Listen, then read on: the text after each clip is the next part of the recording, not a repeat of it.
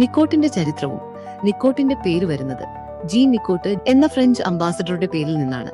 1560-ൽ പോർച്ചുഗലിലെ French ambassador ആയിരുന്ന അദ്ദേഹം പുകയില ചെടി അമേരിക്കയിൽ നിന്ന് യൂറോപ്പിലേക്ക് കൊണ്ടുവരികയും അതിന്റെ ഔഷധ ഗുണങ്ങളെക്കുറിച്ച് ഫ്രഞ്ച് രാജ്ഞിയായിരുന്ന കാതറിൻ ഡി മെഡിസിനെ അറിയിക്കുകയും ചെയ്തു. പുകയിലയിലെ പ്രധാന ഘടകമായ നിക്കോട്ടിനെ ആദ്യമായി വേർതിരിച്ചെടുത്തത് 1828 ജർമ്മൻ രസതന്ത്രജ്ഞരായ വിൽഹം ഹെൻറിച്ച് പോസൽറ്റും കാൾ ലുഡ്വിഗ് റെയ്മനും ചേർന്നാണ്. നിക്കോട്ടിനെ കുറിച്ചുള്ള പ്രധാന വിവരങ്ങൾ. ആസക്തിയുടെ കാരണം. നിക്കോട്ടിൻ ശരീരത്തിൽ ഡൊപാമൈൻ എന്ന ഹോർമോൺ പുറപ്പെടുവിക്കുന്നു. ഇത് താൽക്കാലികമായി സന്തോഷവും ഉന്മേഷവും നൽകുന്നതിനാലാണ് ആളുകൾ ഇതിനടിമപ്പെടുന്നത്.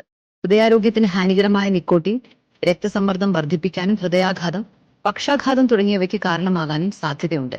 പുകവലി നിർത്തി ഏകദേശം 48 മണിക്കൂറിനുള്ളിൽ ശരീരത്തിലെ നിക്കോട്ടിൻ പൂർണ്ണമായും ഇല്ലാതാകും. നിക്കോട്ടിൻ പൗച്ചുകൾ, പാച്ചുകൾ, ഗമ്മുകൾ തുടങ്ങിയവ ഉപയോഗിച്ചുള്ള നിക്കോട്ടിൻ റീപ്ലേസ്മെന്റ് തെറാപ്പി NRT വഴി പുകവലി ശീലം കുറയ്ക്കാൻ സാധിക്കും. പുകയിലയിലെ നിക്കോട്ടിൻ ആസക്തി കുറയ്ക്കാൻ സഹായിക്കുന്ന ബ്രൊക്കോളി, ഓറഞ്ച്, ഇഞ്ചി തുടങ്ങിയ ഭക്ഷണങ്ങൾ ശീലമാക്കുന്നത് നല്ലതാണെന്ന് പഠനങ്ങൾ സൂചിപ്പിക്കുന്നു.